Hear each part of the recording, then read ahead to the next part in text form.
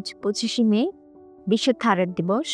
বিশ্বব্যাপী থাইরয়েড নিয়ে সচেতন করার উদ্দেশ্যেই এই দিবসটি পালন করে আসছে। আমাদের দেশেও আমরা এই দিবসটি পালন করছি।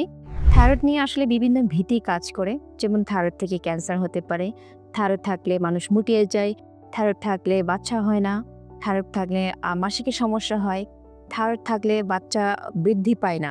হ্যাঁ, কিছু কিছু ক্ষেত্রে এটা সত্য। তবে এটার চিকিৎসা নিলে এই ধরনের সমস্যা থেকে পরিহার হওয়া বা এই প্রতিকার পাওয়া সম্ভব। আর থাইরয়েড নিয়ে ভীতির কোনো কারণ নেই। আপনি একজন হরমোন বিশেষজ্ঞের সাথে পরামর্শ করবেন। আর যদি কোনো রকম লক্ষণ পরিলক্ষিত হয় বা কোনো রকমের যদি আপনার সন্দেহ হয় যে আপনার থাইরয়েডের সমস্যা হয়েছে, থাইরয়েডের টেস্ট করে জেনে নিবেন এই সমস্যা হয়েছে কিনা।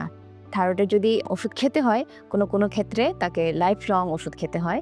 মনে রাখতে হবে হরমোন যদি তৈরি না হয়, তাকে হরমোনটাই আপনাকে ওষুধ হিসেবে নিতে হবে সারা জীবনব্যাপী। তবে এই মাত্রাটা সঠিক পর্যায়ে রাখার জন্য আপনাকে নিয়মিত একজন ডাক্তারের পরামর্শ নিতে হবে। থাইরয়েড নিয়ে কোনো ভীতি নয়, থাইরয়েডের চিকিৎসা আছে এবং এটা নিরাময়যোগ্য। ধন্যবাদ।